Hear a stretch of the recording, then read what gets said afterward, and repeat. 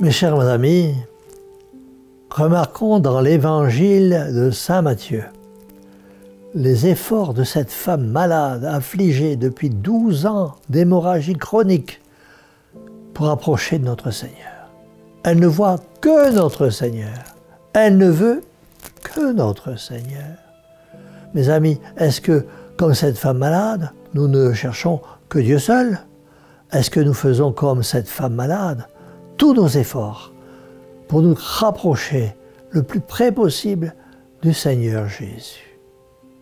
La foule, le monde nous arrête, les distractions nous éloignent, les occupations, les circonstances nous font perdre la trace du Seigneur. Chaque fois qu'il en est ainsi, reprenons notre route avec lui, par le recueillement, une courte prière adressée à Notre-Dame, ainsi l'épuisement, la faiblesse, contractés par notre âme au tumulte du monde et de ses embarras, seront guéris. Nous serons vaillants et forts, à cette seule condition de vivre près de Jésus et de Marie, avec la volonté d'être fidèles aux devoirs qui nous ont tracés. Vous savez bien, mes chers amis, que sans la grâce de Dieu, nous ne sommes rien. Nous sommes comme cette pauvre femme de l'Évangile, nous sommes des malades, des pécheurs. Sans Dieu, nous ne pouvons rien et nous ne sommes rien, mais avec lui et par lui et en lui, nous pouvons tout. Cela nous réjouit. Le monde et ses consolations, ses usages, son bruit, son agitation autour de nos douleurs. Mes amis, qui n'en a cruellement souffert? Nos jours de deuil, d'épreuve, d'angoisse, comme ils ont été plus lourds dans le contact obligatoire avec le monde. Comme nous aurions voulu dire, retirez-vous, Jésus vient, laissez-moi seul avec lui. Aujourd'hui, approchons-nous de lui pour lui dire nos douleurs. Seigneur, si vous aviez été là, mon fils, ma fille, mon frère ne seraient pas morts. Voyez ma solitude, mon isolement, ma pauvreté.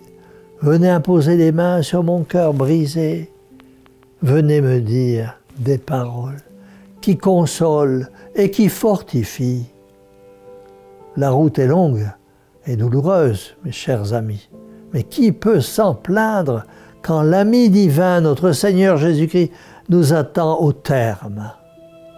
Encore un peu de temps, un peu de patience, un peu de fidélité et d'amour, nous retrouverons sans craindre de les perdre dans la sécurité de la maison de Dieu tous ceux qui nous ont aimés, ceux qui sont partis avant et qui nous attendent pour mériter l'éternité bienheureuse aujourd'hui. Mes chers amis, par quel effort, par quel acte de bonne volonté, quelle fuite des occasions de chute pouvons-nous montrer à notre Seigneur la sincérité de nos promesses?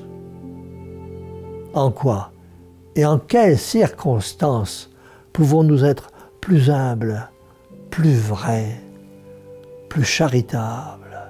En quoi pouvons-nous nous oublier davantage et nous dévouer? Ah, mes chers amis, avec l'aide de la très sainte Vierge Marie, notre tendre mère, présentons souvent à notre Seigneur notre défaut dominant, notre inclination mauvaise, en lui disant de tout notre cœur, « Seigneur, si vous le voulez, vous pouvez me guérir. » C'est pourquoi nous disons de tout notre cœur à Marie, Mère du Christ, et notre tendre Mère, Mère au cœur douloureux et immaculé, sauvez-nous. Et que la bénédiction du Dieu Tout-Puissant, Père, Fils et Saint-Esprit, descende sur vous tous et demeure à jamais. Ainsi soit-il.